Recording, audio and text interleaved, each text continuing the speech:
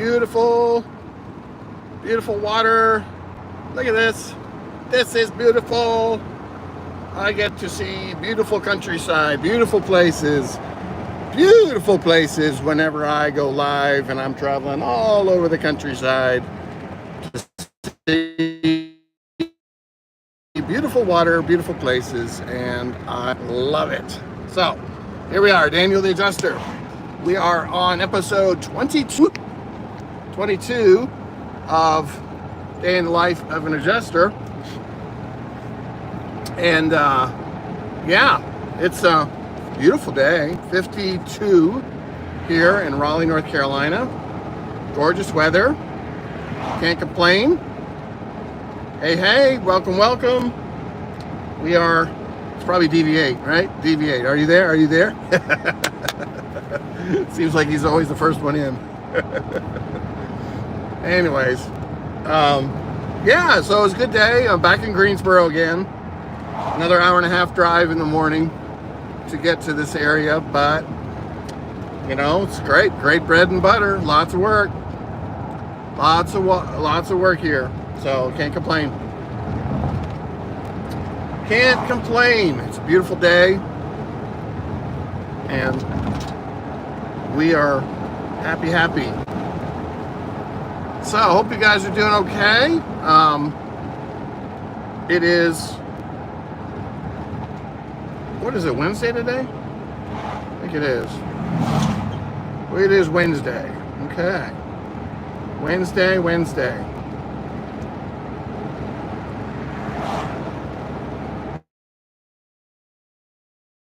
All right. So welcome. Wednesday, March, what is it? March 26th. Oh, we're getting to the end of the month. So the one thing that I noticed about end of the month stuff is you want to try and get as many claims as you can in before the end of the month, because that's the billing cycle. So I always try and push really hard near the end of the month, just inspecting as much as possible, just because the checks are bigger, because they pay from the 15th to the 30th, and whatever you get done and billed and turned in on that day, they pay the following 15th or whatever, 16th in the month. And the same thing goes, whatever you finish from the 1st to the 15th, you get paid at the end of the month. So not that it makes any difference, because obviously if you do the claims, you're going to get paid. But it gives me good incentive to push hard and to not get lazy with my inspections. Meaning, you know, one or two here, one or two there, whatever, put them out a week, whatever. And that's not a good practice. It's not a good practice because it's not really gearing you up for the storm season that's about to come, which is always, you know, 3 to 4 claims a day, 6 days a week. So you want to prepare yourself, kind of like ease up into the workload, get yourself prepared for that kind of intensity, because it's coming every summer.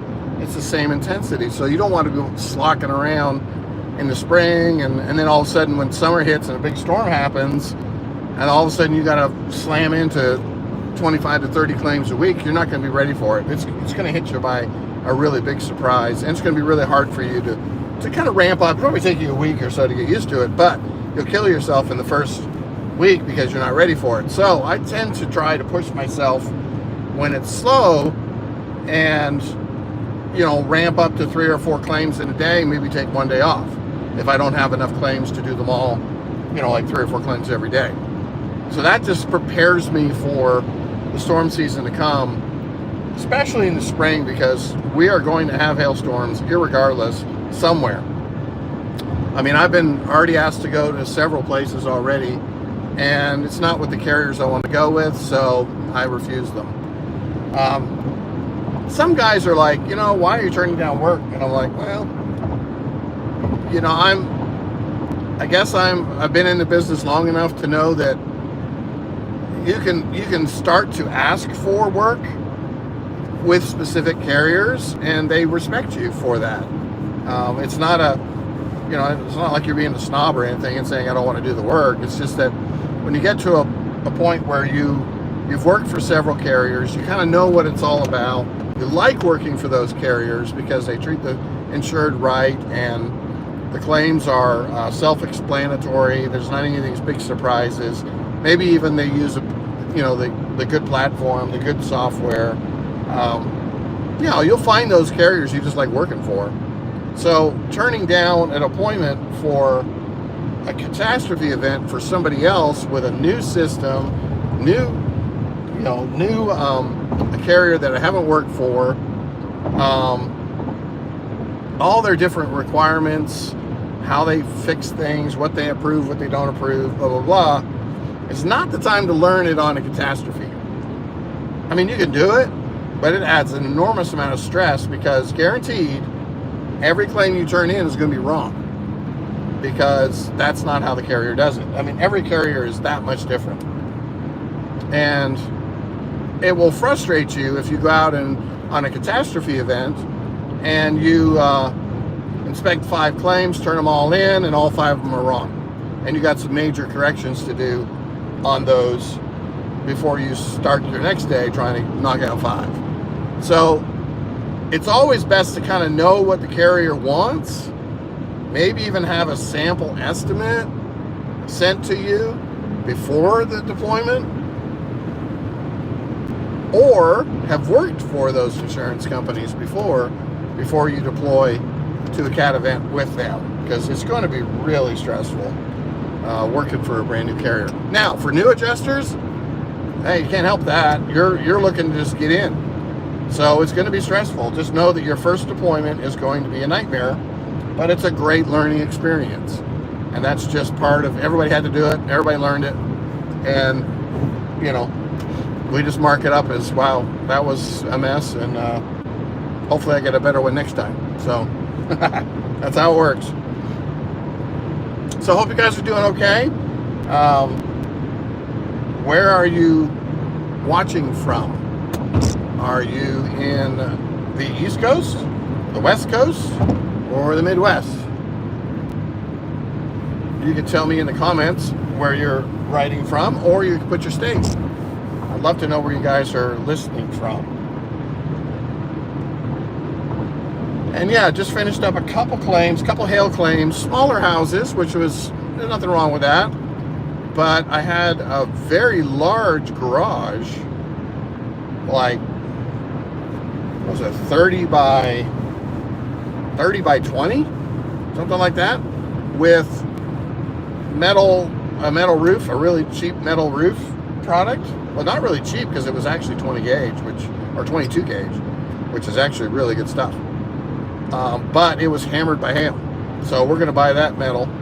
Even on an old building, we're going to end up buying that metal. That's going to be a hefty little expense, even though our roof on our main house is actually kind of small. So don't mind that at all. But man, there was hundreds of hits on that metal. Now, some carriers have exclusions for metal roof. They say it's cosmetic, blah, blah, blah. I don't think the carriers I'm working for do, because I have turned in before metal roofs like this before, and they've paid them. So that's a good thing. Because some of these carriers will say, well, it didn't affect the integrity of the roof, so therefore, it's not leaking or whatever, so we're not buying it. And I'm just looking at it like, well, it got damaged during the storm. Your insurance is saying you're going to cover it, but they put these little exclusions in that say cosmetic not included, which again, if you don't read your policy, you get that ugly surprise when you go to file a claim. You'll find out that metal roof is not covered. Anyways, and then on another roof I did, lots of hail. There was a metal back porch. We're going to buy that. Skylights were not damaged, which was kind of surprising based on the amount of metal damage that we had on the metal roof. I had 2 skylights back there and they were not damaged. So it's kind of weird. Hail's like that. You just hit and miss. Just hit and miss. And it is what it is.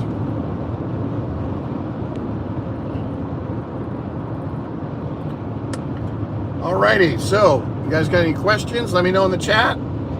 Make sure you hit the like button if you find anything interesting or valuable. I'm just driving back from Greensboro, North Carolina to Raleigh, where home is, and got about an hour and a half drive. Hour and 10 minutes actually is what I've been driving a little bit already. So an hour and 10-minute drive to get back to the house after 2 inspections for hail damage in Greensboro. I have 3 claims tomorrow in Greensboro, so I'm back here again for hail. All 3 of those are hail, and they're bigger houses. So don't mind that at all. That's going to be a very profitable day. 3 houses, big houses, like 42 squares each. Don't have any problem driving to go visit those with 3 houses that will be bought for hail damage, because I'm in the same subdivision I've been in, so I know exactly where it is, the same city. So it's kind of nice when you can get the same subdivision and just keep going back because they've opened up new claims. Turns out to be a very profitable event. I was talking to somebody and they were like, man, you go back there like every day? And I'm like, I don't care. If they got enough claims to give me 3 claims or 2 claims every day, and their roof buys and their big houses, that's incredible money. That's good money, guys. One of the carriers I worked for, yesterday's roof was billable $1,193. So I get 60% of that. So what's that? $600 or $700 for inspecting that roof? Yeah, that's killer. You get 3 of those, not turning down that money. Now remember, guys, always have to take your taxes out of that. It's not all just your money. It's not like a paycheck. You still got to take your taxes and expenses out. Good thing is that one of these carriers that I'm working for pays for mileage. So I had $126 in billable mileage. That's going to be reimbursed 100% to me for going to that distance. So that's very, very nice, which means the gas doesn't cost me anything in order to get there. It's about $40 in gas, and I get $120 reimbursed. So that's a wonderful benefit if you can find a carrier that's going to pay you mileage. So that works out nicely. And then other carriers will pay for steep and tall tools, meaning if you use any of the safety devices in order to make sure that you don't fall, they'll pay you $150 to use that equipment. If I pull out a rope, or I pull out a goat, or I pull out a Ridge Pro, or any of these others, they pay you $150 to use the safety equipment. So that's a dream, and that's 100% your money too. So there are some benefits. The carriers, some of the carriers are really good to work for, and they treat their adjusters really well. Others, not so good. And so that's why when you're an independent, you get to choose who you work for. And then eventually what happens, and I don't know if it'll ever happen, maybe it will, but there'll come a point in time, maybe it's because there always will be new adjusters willing to do the work, and I think that's why the carriers do this. Like they put on these really crummy fee schedules, or they don't pay for a lot of things for the adjuster, is because they know they'll always be able to find the new guys that are willing to do it. So yeah, it's unfortunate, but yeah, there's guys like that. So Brent, I can't read from that far away. Hold on. It's Brianna Raymond. Hey, how's it going? How do you get experience to do auto claims? Okay, so you don't need experience to do auto claims. That's what's really cool. You do need your certification. Like if you're talking about working for State Farm, you just need to get your State Farm auto certification. And they will train you a bunch of stuff in that is all you need in order to get deployed. Alacrity does a really good program, so check with them. Find out when you have to go to one of their offices. I went to Louisiana to do it, and that's where their home office is in Hammond, Louisiana. I went there, and within 2 weeks, I was deployed to an auto gig, which I had zero. In fact, I barely changed my oil ever in my lifetime. Before that, so I had zero experience in auto, and ended up doing auto for 2.5 years, and loved it, and it was awesome, making $100,000 a year as a desk adjuster for 2.5 years in auto. Can't complain that. And I was an independent, so that's the benefit too, is that you're still making your own hours. You're still, responsible for your well, not making your own hours, but you're getting paid as an independent, not as an employee. And that's where the difference is. An employee would make 40, 50,000 if they did that job, but you as an independent can make between 90 and 100,000 a year if you work solid. Now, the downside to some of those deployments is they're short-lived. But if you are an absolutely killer adjuster, you just put in all your effort, you're there on time, you're never late, you don't leave early, and this is very common in these desk positions, that you get the worst of the worst bunch of people that do these jobs. So it's not hard to stand out and be recognized as somebody really good. And here's how it works. So when you first start a deployment, they'll bring in 30 people. And those people are of all different skills, personality, whatever. And within, I don't know, a month or something like that, they're already letting go of a couple of people. And so they're obviously going to get rid of the people that are not performing or that have the worst attitudes. And so I remember when I was there at this auto deployment, we started with 30, and literally about every month or less, they were cutting people. And I noticed that it was always the bad ones that were cut. The people that were late, people that made excuses, or they were no-shows, just didn't show up the next day, skipped Saturdays, because we had to work Saturday too. So they're hungover and they don't show up for 3 hours. Anyways, they fired those guys, and it's because that's what State Farm wanted, is they wanted to have the freedom to fire anybody without having to worry about unemployment insurance or any of those other things. And that's why they love hiring independents, is they can fire you today and hire you tomorrow. And there's no issues. So when I was there for 2.5 years, I literally stayed working because I was one of the better adjusters there, and I was always on time, always stayed for my entire shift, rarely ever missed, ever took time off. I mean, all those things that were showing that, and then I was performing while I was there, so I was doing way more than everybody else was. I was definitely the top performer in my group. And a buddy of mine who also had the same work ethic as mine, we were the ones that stayed around. And then it got to a point where we were down to only 6 people in our group, and I was one of the 6. And it was all because they said, State Farm said they only needed 6 people because there was a lull in the work, and we were doing just fine handling the work. And so they cut a bunch of people. There were 8 people they cut, because they felt like a lot of us were just sitting around doing nothing, because we weren't really busy for that month. And so they cut 8 and left the 6 of us. And we were the only ones from that firm in the whole building. So it was kind of wild. And then all of a sudden, out of the blue, big old storm happened in the Midwest, and something flooded or whatever. And they had, 1 million cars probably damaged, whatever. And then all of a sudden, they dropped in another 25 or 30 people into our group. And so that's how it happened. It just kept fluctuating a lot like that, where 10 would go. We had one group that came in, 14 of them came in for 1 week. 1 week. And then they were gone.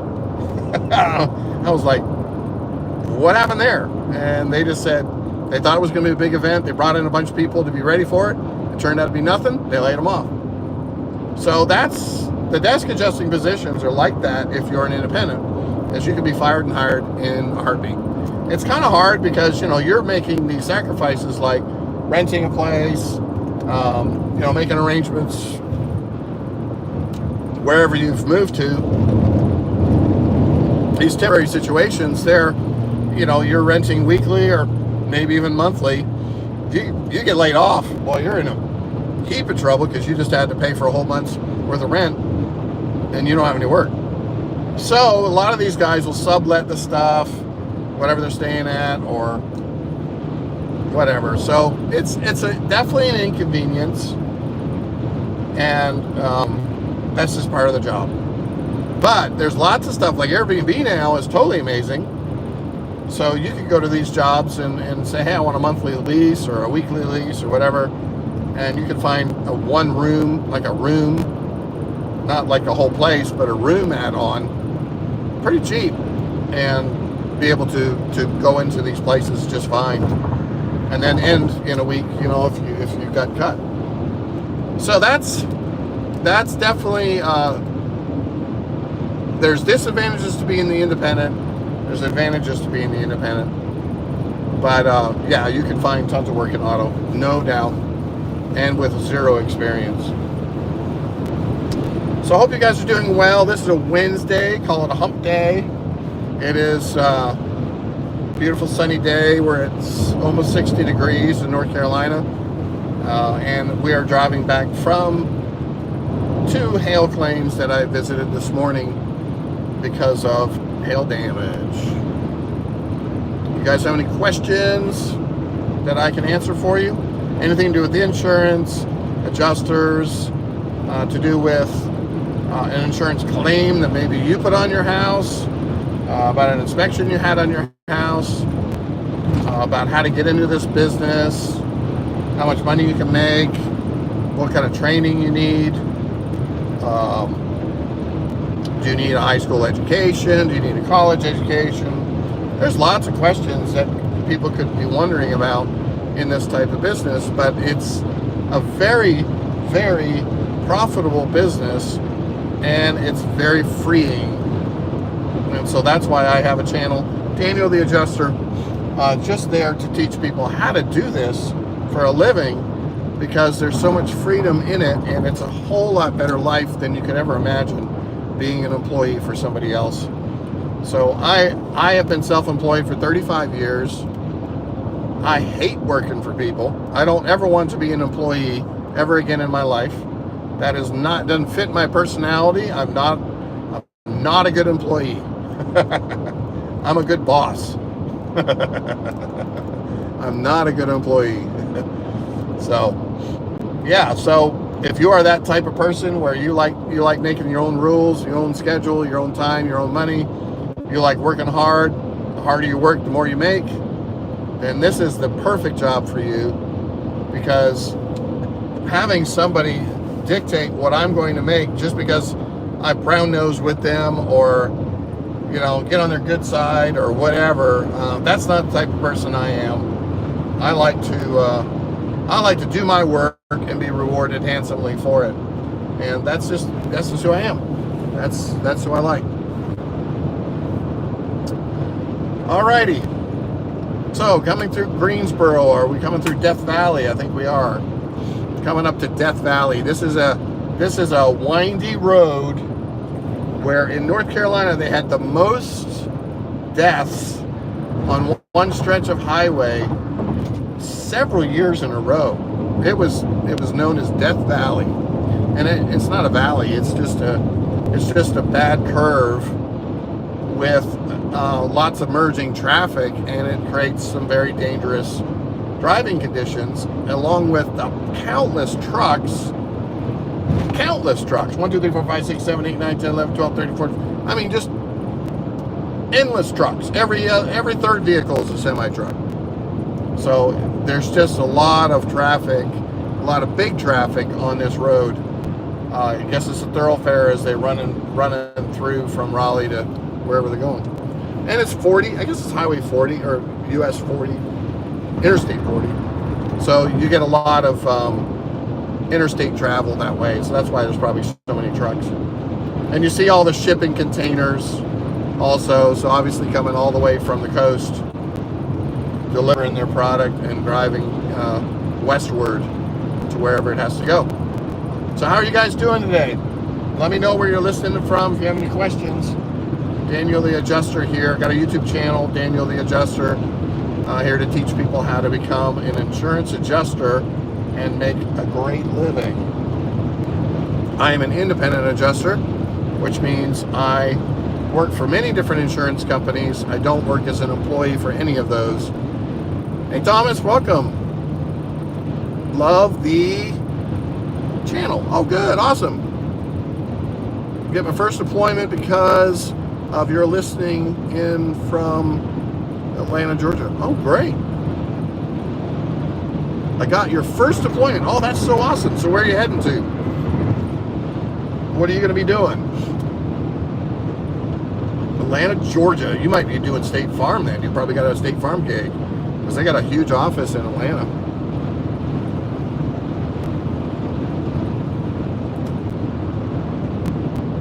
Well, I'm so happy for you, Thomas.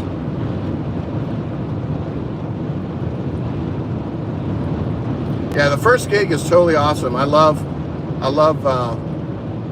we headed to, oh, you're going to Mississippi.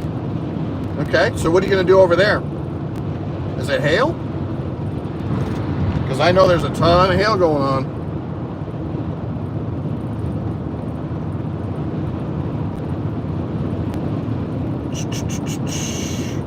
Yeah, they called me and wanted me to go. Oh goodness, there's several states out there. Tennessee, Missouri, Texas. I think even Minnesota got hit.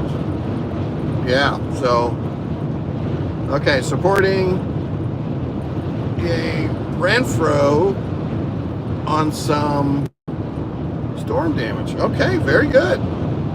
Very good. Yeah, EA Renfro is a decent company. I mean, they've been around a long time. Long time. Never worked for them. They were super picky on their application. And the reason why I say super picky is they look at your criminal history, and if you've done something when you were like 19, well, sorry, you can never work for us. And so what person didn't get in trouble when they were 18 doing stupid stuff? You know, whether it was vandalism or beating somebody up or whatever. You know, just being a stupid kid, getting in trouble, trespassing, whatever. I mean, there's so many things that you could have done when you're a kid that's not a felony. It's a misdemeanor. And so when I went to apply, they do the criminal background check, and they said, oh, sorry, you got a criminal history. I'm like, 30 years ago?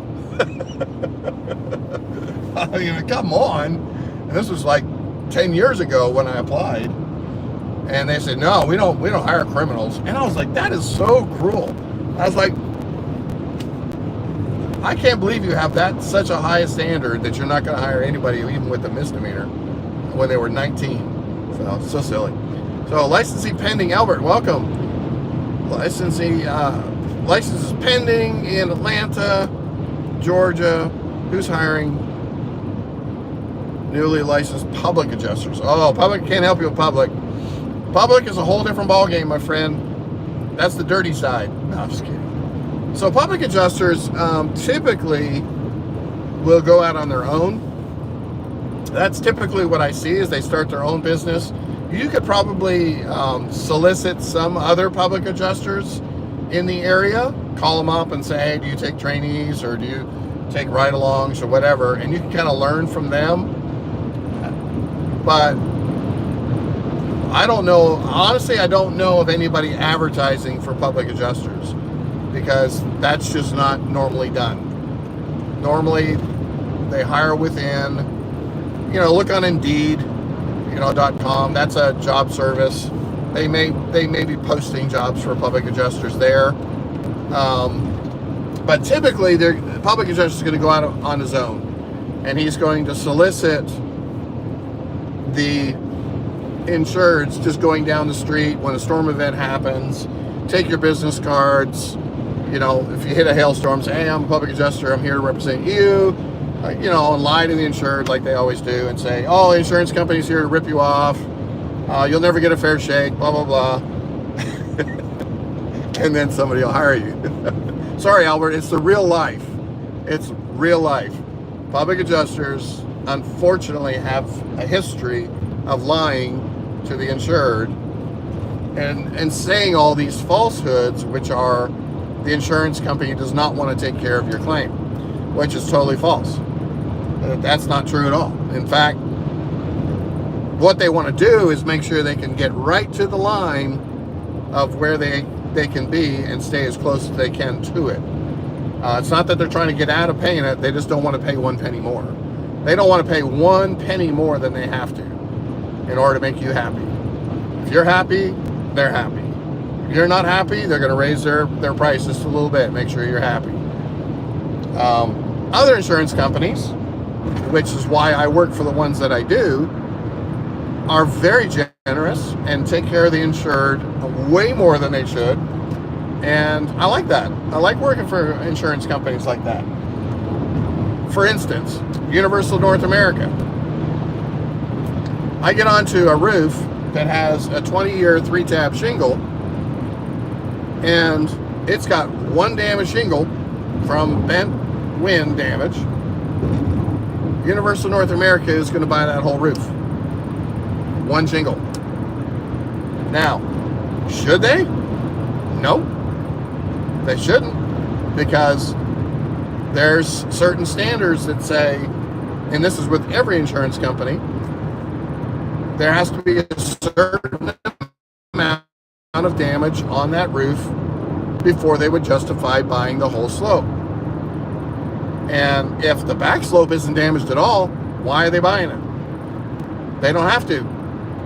But Universal North America has stepped out to be very different than the average insurance company and is going above and beyond to buy those 3-tab roofs with 1 shingle. Even if it has 20 shingles, they're still going to buy it. I mean, it doesn't matter. 1 shingle, and they're buying that. They're not repairing it. Now, that's pretty amazing. That's a really good insurance company. The norm is that you could probably fix up to 100 shingles on that roof before it would be considered replaceable. And depending on the size of the house. But I mean, nobody likes that. Nobody likes the fact that there might be a bunch of patches all over the roof. But they technically could say, you know, there's only 10% of the roof that's damaged. Why would we replace 90% of the roof for 10% damage? And I would say, you're probably right. You're probably justified to not do it. Now, it also depends on the age. You know, if you're talking about a 20-year-old shingle, it's falling apart. Obviously, they can't repair it because it's going to rip or tear when they go to pull up the other shingles. I totally get it. That's a totally different scenario for replacing. But for a house that's 5 years or 10 years old, got 100 shingles on it, and there's 30 squares of roof, they don't need to be buying that roof to replace it. But, you know, Universal North America does. So, anyways, so as far as finding work for a public adjuster, that's kind of going to be your own gig there. There are some people that do, you know, tag along with somebody else and learn, and that's good.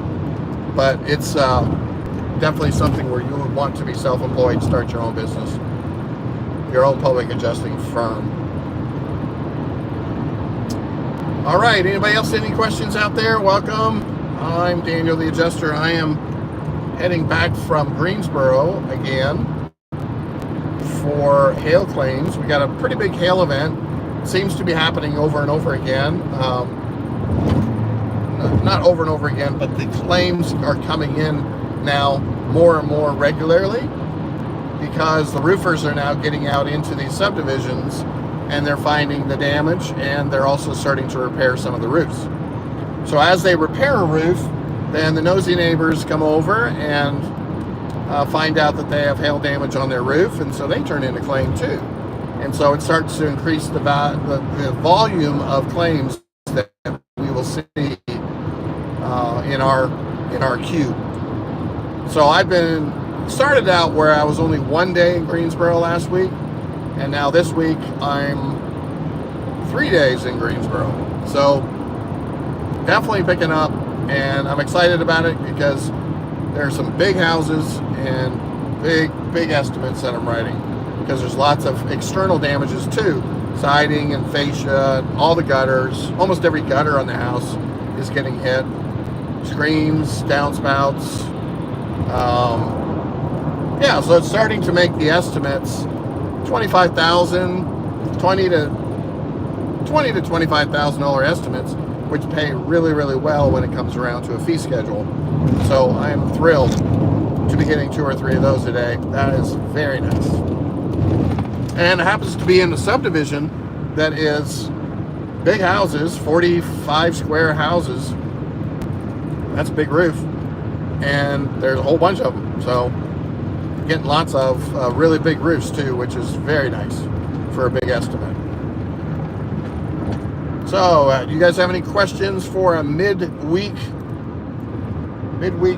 question? We're in Wednesday. Typically, the claims will pick up on Monday and Friday, and then I can, address them. I think everybody thinks that the office closes, but you can open a claim 24 hours a day. Somebody's always there. Hey, Yvonne, how's it going? Good to see you back. How's it going? Hope you're doing well. Beautiful sunny day here in North Carolina, like usual.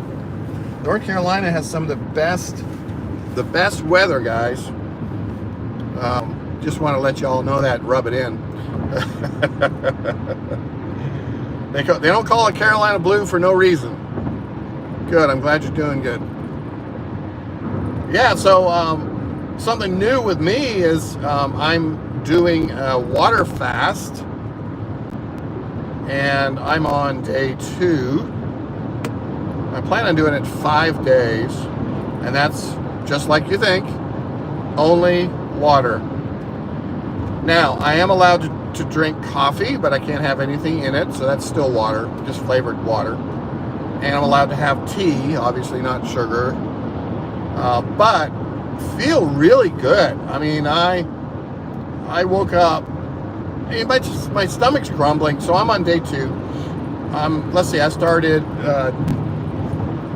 not last night, but the night before at 8 o'clock at night, obviously, because you sleep all night, you're fasting. So then I had all day yesterday and then part of today. So I'm well into 24 hours. I'm at 30 something hours now. So, and what's really good about it is you immediately, I've done juice fast before, but see, I remember juice has calories. So you have 800 calories a day or something with juice. It's juice from vegetables and fruit, but it's vegetable juice. But there is calories because you put in green apples, you put in carrots. These all have calories. So I'm doing it to basically cut some weight because I'm always big in the wintertime, and getting into spring, I really want to tone down, get some weight off. It makes it easier for getting around, climbing these roofs in busy season. Not to mention when you get to the southern, when storm season comes up and you get deployed to like Texas or South Carolina or anything like that, it's really hot. And if you got a lot of extra weight on you, then you really just sweat too much. I will do great. It's the first 2 days for me. Oh, wow, cool. So what made you decide to do it, Yvonne? Are you doing a juice fast, or a water fast too?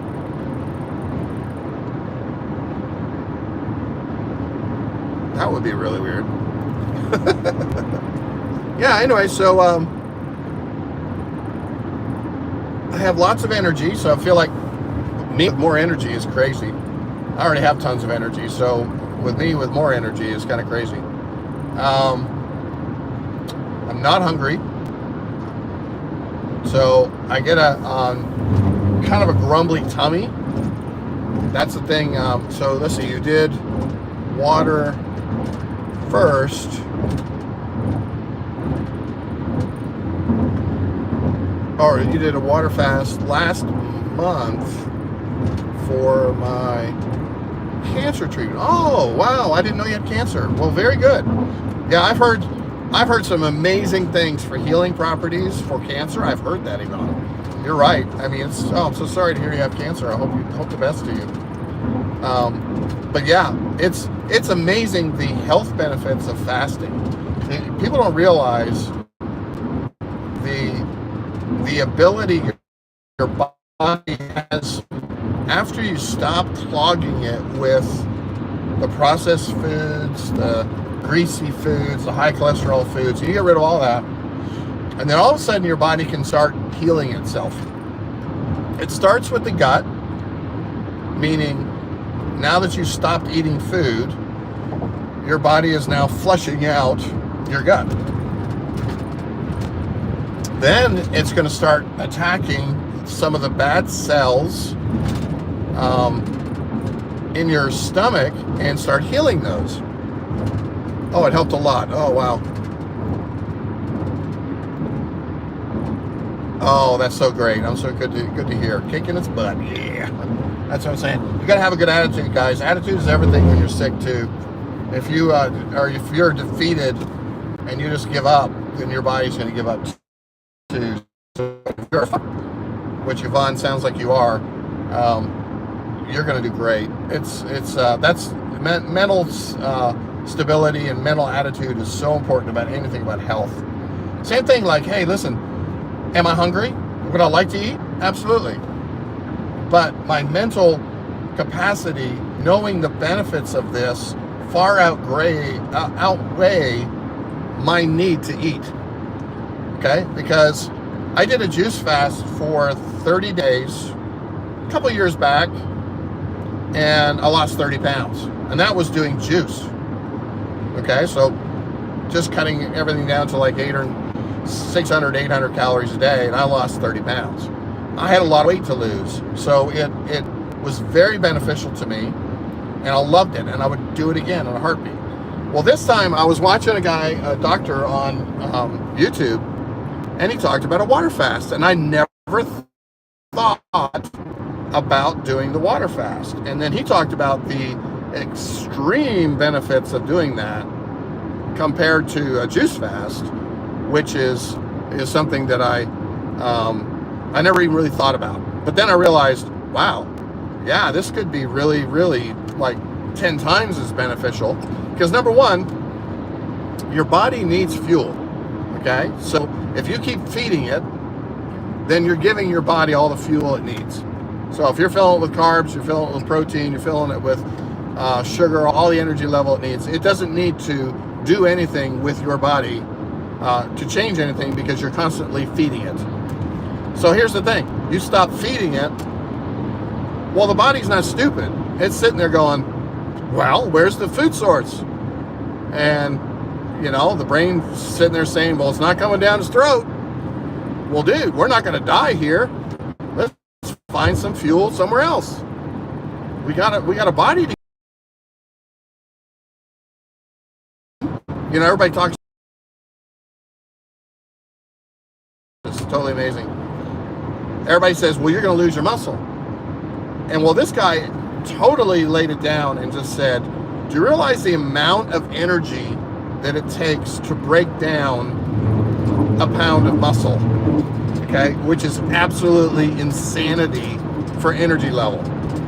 Okay, so basically he said, that's going to be the last thing that your body is going to have to work on because it's looking for the easiest energy source. Just like when you drop it down your throat, you just gave your body the easiest energy source. Well, the second easiest energy source is fat. And so your body is not going to go to the muscle because that's hard. And it's going to take too much energy to get that muscle converted. So it's going to go to fat. So the only time you have to worry about muscle loss is when you are at 5% body fat. That's what he was saying. Between 5 and 7% body fat is the only time your body is going to start looking for muscle for fuel. So you have nothing to worry about. You're not going to lose your muscle mass. Well, that was always worried. I was always worried about that in the past juice fast, and it made sense when this guy finally told me the story about the fact that your body is not going to be going right after the protein or the muscle stores. It's going to be going after the easy stuff. So he was saying, 36 hours pretty much is going to be when your body's going to probably start kicking into ketosis, and it's going to start finding those fat stores. And the longer that you can do it, then you're going to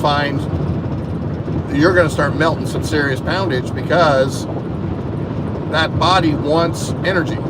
And if you're not feeding it energy, then it's going to be looking for energy, and that's going to be your fat. So how do you sketch a shed without walls? It's just holding by poles. Oh yeah, so what you'll do, good question. What you'll do is you'll use the missing wall tool. Okay, so on the walls, you can either click on the wall where the shed is and then delete it, or you can use the missing wall and then just drag it until you leave yourself a little 4x4 corner post left over, like cased opening basically. And then you want to change your height also, depending on how high the wall is. It may have a beam there that's holding up the roof, or it may go all the way to the roof system. So you just adjust the height. They default at 6'8" for a missing wall, but you could default it to the height of your shed ceiling if you had to. And then that way you can do it. It depends. Like if you aren't doing anything with the walls, like are you painting anything with the walls? Because you don't really have to draw the walls. You just draw the roof in the roof tool, draw the shed roof in the roof tool, and don't worry about the walls. But if you have a room beneath it where you actually are doing something to it, then you would have to draw a room underneath that roof, and then just do the missing walls or delete the walls in order to show that they're not there. All right, Thomas, did you start out as a staff adjuster? Sorry if you answered this before. Oh, don't worry about it. You can always ask any question you want. I'm here to answer them. So no, I started out pretending to be a staff adjuster, but I was an independent. What I mean by that is State Farm was hiring independents to sit down in the chair, gave us a State Farm email, told us to introduce ourselves as a State Farm adjuster, all pretending like we were staff adjusters or working for State Farm, even though we were not officially an employee. So a staff adjuster is an employee of the insurance company. You only work for one insurance company, and that's it until you get fired, and then you can go work for somebody else. So no, I worked as a desk adjuster as an independent and not a staff adjuster, not an employee. And to me, that's the best gig, because as an employee or a staff adjuster, you're only going to be making this hourly rate or yearly salary that, especially as a new one, could be as little as $40,000 to $50,000 when you start, and you can't survive on that.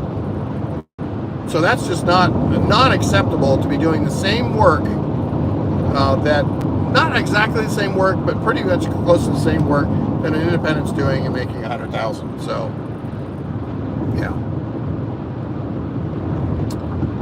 So David, no, this is, let me read it. I can't read this one, it's that far away.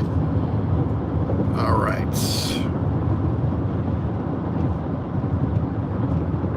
No, it's a collapsed shed, and it doesn't have any walls, but it's program works, so they won't do it as a sketch of the room. Yeah, so you just do a shed roof, put a 212, 312, whatever roof, and you don't have to draw the walls. Since it's collapsed, you just do I guess if you're doing the walls, like to figure out how to rebuild it, is that it? Because if you have to build the walls back on a sketch in order to rebuild the walls, here's the thing: if it's only held up by posts, you can just put in wall framing as posts and just do it as a 4x4 post times 10 feet. Put in your cement footing as another line item and be done with it. Count your posts. So I've done it before when I've done like a pole barn, and all I did was measure the lumber and added in the rough lumber to the estimate, and then I added labor. So I estimated labor and then put an F9 note. What I mean by that is I have no clue how much time or labor it's going to cost to rebuild that pole barn, okay, because it was damaged, it was twisted. So what I would do is I put an F9 note and say, estimated labor, 3 men, 8 hours, 4 hours labor for framing labor, okay? Then I'll put another F9 note and say, labor is estimated and can be adjusted or supplemented later when an official estimate is received. So guys, everything is all about the notes. You can write anything in an estimate, anything at all, okay? And as long as you have justifiable notes, meaning you are making a determination that it's going to cost this to build this, then do it. So yeah, so if you're rebuilding it, you're basically looking for a beam that goes around the top, posts, however many, count them, cement foundations, because you're probably going to bury the post back into cement again, unless you took a picture of the post and it's actually bolted to some type of anchor, system that's in foundation, or it's a slab and it's just sitting on top. Just basically on how the construction of it is, just repeat it in the best way possible, and then just put a note saying possible supplements may happen due to the construction or rebuild of this shed, and let it go. But once you've done the estimate and you look at it and go, okay, well, $2,000, that seems a little low. That's where I might jack up the labor and just add in some more hours labor, or more material, or if there's a beam, make sure you get the right thicknesses of beams, so 2x6, and there's double around the perimeter, or whatever, 2x8, whatever. So you just add the material in, the linear footage, and then add in a bunch of labor, but make sure you put an F9 note saying this is just an estimate, and all you're doing is covering your tail. You're covering your tail, because if you just put that estimate in and then a guy's estimate comes in and it's $10,000 and yours is $2,000, it's going to make you look bad as an adjuster, like giving an estimate. But listen, I don't build these sheds for a living. I don't, and there's not a specific line a lot of times in Xactimate for every single thing that would come up in the estimate. So by putting the F9 note in, you're basically covering your tail to say estimates possible or supplements possible to rebuild this, but at this point labor materials are estimated to be this. I mean, that's the whole point of it. It's an estimate, okay? Yeah, you're welcome for your help. Yeah, it's like I said, estimating it's not science to the extreme, meaning we're not talking about something that's like a proven formula that's going to work and everybody who does the same estimate is going to come up with the same answer. It's not going to happen, guys. You'll have 10 adjusters that go in there and adjust that 10 different ways, because they're trying to do it based on their best knowledge of understanding how to rebuild. But again, everyone should be able to put a note in there and say, this is my estimate, and notice the closing statement or opening statement on every insurance carrier's estimate. Notice there's always an opening or a closing statement. It says, this is just an estimate. This is not an absolute end of all costs that will be incurred in rebuilding this structure. And that's the whole point. So it lets us out of this absolute, like, I think people get caught up. Like, I know a lot of the new adjusters get caught up writing estimates because they're trying to be really, really particular about writing an estimate. And I tell people that I use line items with added labor all the time. Like I'll go and I'll write an estimate, and if I just think it doesn't seem right, like the price just seems a little low, then I'll throw in and go, added 2 hours or 2 men times 8 hours additional labor based on the difficulty of the teardown, difficulty of the replacement, difficulty of the unknown circumstances that will come up when rebuilding, whatever it is. I put an F9 note in added labor all the time into my estimates, and it's justified. You've been dealing with Sedgwick. Oh yeah, they're fun. And State Farm, mainly, okay. Okay, yeah, it just depends who you're working for. Like I said, some people would not allow those lines in the F9 notes, so I totally get it. But yeah, what you got to do is find the carrier, find out what they say you can and cannot do. But if they don't allow the line items, then all you got to do is draw that room, missing walls, and then frame it out, and use the framing tool. That's if you go to the sketch and you right click on the wall, you can add the framing to that wall, and it will do materials and labor and all that and add it in automatically. That's what's cool about the framing tool for the walls. And then it'll drop it all in the estimate, add some labor extra on an F9 note if you can. If not, it is what it is. But yeah, it's estimating. Like I said, you want to get these things in and out. Don't spend all day writing an estimate thinking it's going to be a perfect estimate, because I can guarantee it's not. Okay, for instance, got a perfect story for you guys. Just today, I've been dealing with this. I seem to have these crazy claims that never go away. But this claim is, it was a kitchen dishwasher that leaked on the floor, damaged the wood floors. Real wood floors, and there was no cabinet damage seen at all. I couldn't see any damage to the cabinets. So obviously, I don't have x-ray vision, so it involved the tear out first. So we tore out the cabinets. They tore out the floor. The water had seeped all around, damaged a few cabinets. There's like 3 cabinets that had damaged. They pulled them out.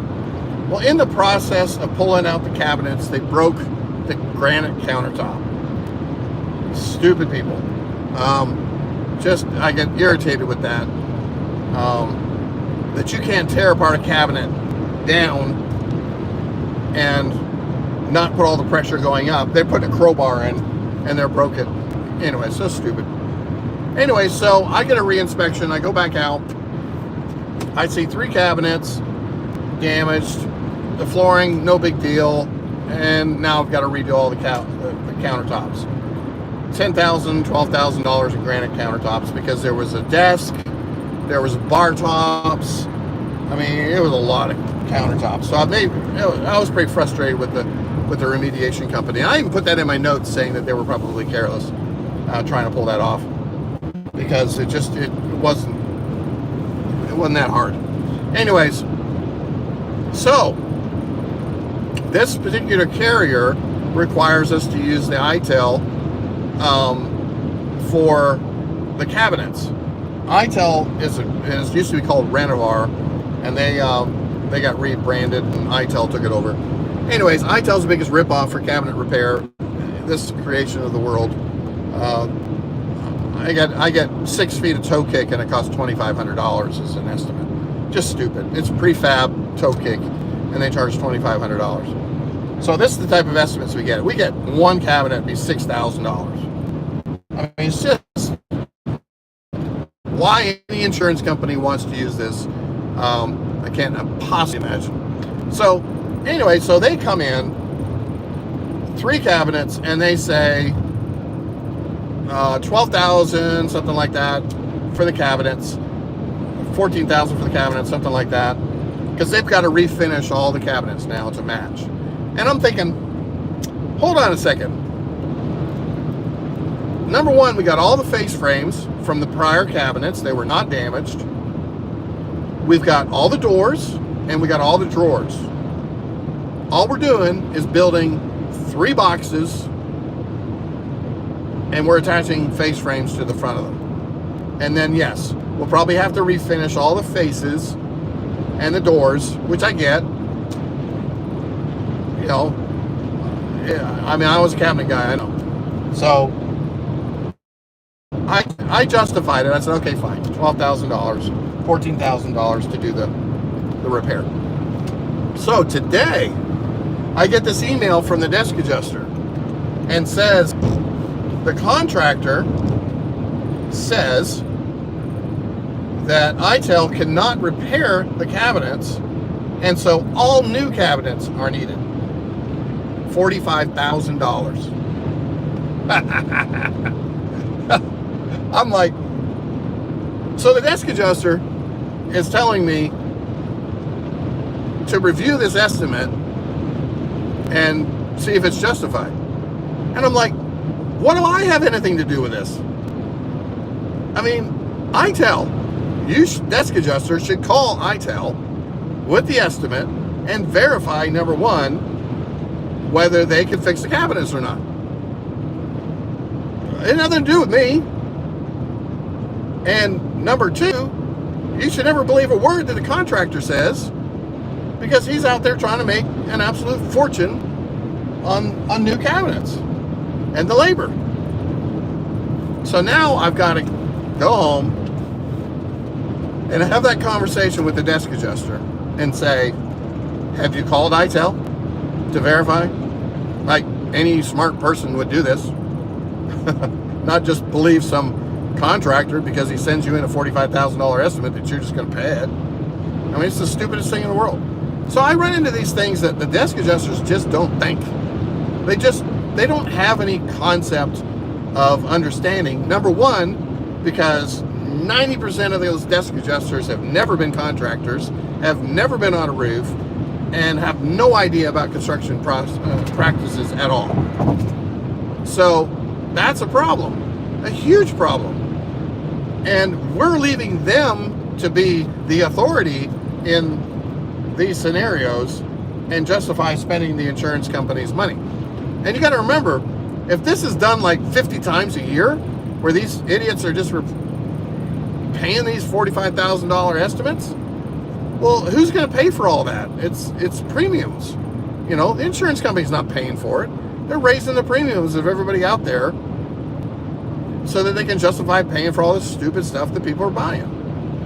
And so our job as adjusters is going to be, can you please justify this? How do you have any right to say that ITEL can't fix it? ITEL doesn't talk to you. They're an independent contractor. They send out their own cabinet company to do the repairs. So unless there's a conversation that has occurred already with this with this builder, this general contractor, with the cabinet guy from ITEL, and he said, you know, they've had that conversation, and maybe he's saying I can't fix it, which would be the stupidest thing in the world that anyone would ever say. Why would you have to rip up 26 linear feet of other cabinets because you can't build 3 boxes behind some face frames? I mean, give me a break. It just floors me, guys. It floors me that the waste sometimes of estimates like this, and then the nickel and diming over a small drywall repair and some water leaks that's done all the time, every day of the week. They'll pay the big junk and deny all the small stuff left and right. It just floors me. I'm surprised. Like my vandalism claim the other day. The guy got $5 or $6 grand for wear and tear, junk, rough living from a tenant that just was nasty in his house. And the insurance company paid it. And I'm like, no, desk adjuster didn't agree with it. I don't agree with it. But the insurance company decided to pay it. And there's no coverage for it. But this stuff happens all the time. And it doesn't make any sense. They'll pay the big stuff. They won't pay the little stuff. So anyways, we run into that. We'll scratch our head as an adjuster and go, well, that was really stupid. But in the long run, again, it's not our money. It's not our insurance company. We're there to perform a service and cover our tail, because if I made a decision to approve a $45,000 estimate and it was wrong, then I'm going to get in trouble from a lot of people. So you just want to make sure that you're making good decisions and not taking your responsibility lightly, because you're going to run into stuff like that. But there's nothing wrong with you kicking back and going, I don't agree with it. Just like I'm going to write an email to this desk adjuster and I'm going to say, no justification for doing all the cabinet replaced, since ITEL has already agreed to repair it for a prior estimate. And I'm going to leave it up to them. Then I might give a little hint and say, you might want to contact ITEL and verify that they cannot fix the cabinets before justifying to replace all the cabinets. I mean, I have to tell the desk adjuster as respectfully as I can what they should do and how to do their job. And I've had the same, I hate to say it, I've had the same desk adjuster on several of these. And she's just not thinking. She's afraid of making decisions, and she just wants to push it all back on us. And we have to be able to say, hey, I can't make the decision for the carrier. I mean, we're told guidelines to follow, which is we use ITEL for cabinet install, cabinet repair. I can't just magically say, oh, go ahead and spend another 25 grand and replace all the cabinets. I mean, that's stupid. It's just stupid. That's your management call. If you want to do it, knock yourself out. Well, make sure you send it back to me so I can add it to my estimate and then charge you the fee schedule for a $45,000 estimate. So I get paid for it. I'll be just fine, but I'm not going to justify it when I don't feel like it's justified. If ITEL's saying they can fix it, well, why all of a sudden did that change? It's only 3 cabinets. Anyways, so those are the things that we run into, and we just have to take each one at a time, be smart, and make wise decisions. So, I am almost home. And again, home before lunchtime. Pretty cool. Typical day, mornings. Go out and inspect, and I'm home before lunch. And then I spend the afternoon chilling out in my comfy clothes on the back porch, wherever I want to be, writing my estimates. And this is the life, guys. It's fun. I enjoy it. There's nothing, I honestly don't have a whole lot bad to say about my job. Except that maybe I would like to be a little busier at the slower times. And I'm working on that. So that's just something you got to figure out as a person, how you can bring more work in different areas. Thank you, Yvonne. You too. I think you just have to figure out ways to bring in additional income, whether it's passively or through investments or something like that, that can help you through the slow periods of this work. Because there's always a slow period. And then there's feast every year in the summer. So it kind of comes and goes, and you got to figure out how to handle the slow periods. So that's the only thing I complain about, is that I kind of wish I could. Here's the thing. If I sign up a whole bunch more carriers to work in the slow period, I will not be able to handle the flow of claims in the summer for all of them. So that's the downside to it. Is that, yes, I can hire a bunch of people, but I may be able to only say, I can only work for you half a year. And the summer I can't work for you. Well, that's not going to go over really well with that firm, because that firm is not going to hire you for half a year's work.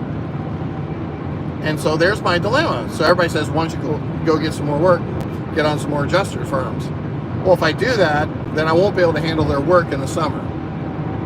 And then you're going to tick them off. You're going to create a bad reputation with that firm, and you won't be able to go back and work for them again. So that's the dilemma that you run into, because summers are crazy and there's tons and tons and tons of work with just a couple carriers in the summertime, and you stay very, very busy. I couldn't add 3 more carriers worth of work that I need in the spring to justify, you know, 1 or 2 claims a week from them in the spring when it's slow. So you kind of just need to budget your money in the summertime, take a little bit of that extra profit and set it aside for the spring, the fall, and the winter when it's really slow. And then hopefully, you know, hail season will kick in and, you know, you'll be able to make up the difference very quickly to not be so stressed out in the springtime. So guys, I'm gonna stop and get some gas, but otherwise, you guys have a good day. Best to you all. It's been wonderful chatting, and I hope the best for you guys in your day. Make it a good one. Stay focused, stay positive, and we'll see you on the next live, guys. Take care of yourself.